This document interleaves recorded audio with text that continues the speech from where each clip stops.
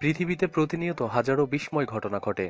এর কোনোটা হয়তো আনন্দদায়ক, আবার কোনোটা বেদনার।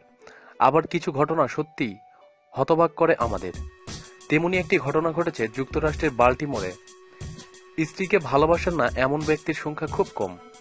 বেশিরভাগ সময় পছন্দের জিনিস স্ত্রী ও সন্তানের সঙ্গে ভাগাভাগি করেন বাড়ির কর্তা পুরুষ। কিন্তু খাবারে ভাগ বসানো ডিনারের টেবিলে প্রিয়তমা স্ত্রীকেই কিনা গুলি করে মেরে ফেলার চেষ্টা করছেন এক স্বামী। হ্যাঁ, এমনটাই করেছে ড্যানিয়েল ব্রিয়ান। জানা যায় পরিবারের সাথে ডিনার করতে বসেছিল ড্যানিয়েল। এই সময় তার স্ত্রী গ্রিলড চাইজের স্যান্ডউইচে কামড় দেয়। সঙ্গে সঙ্গে ক্ষোভে চিৎকার শুরু করে দেন ড্যানিয়েল। বাড়িতে রাখা অগ্নিয়াস্ত্র দিয়ে স্ত্রীর দিকে লক্ষ্য করে 3 রাউন্ড গুলি ছোড়েন তিনি। আতঙ্কে তার স্ত্রী 3 সন্তানকে নিয়ে বাড়ির বাইরে ছুটিয়ে পালিয়ে জীবন বাঁচান। কিন্তু ড্যানিয়েল মেজাজ তখনও শান্ত হয় না। বেশ কয়েকবার রান্নাঘরের দিকে ফাঁকা গুলি করে মনের ঝাল মিটান তিনি।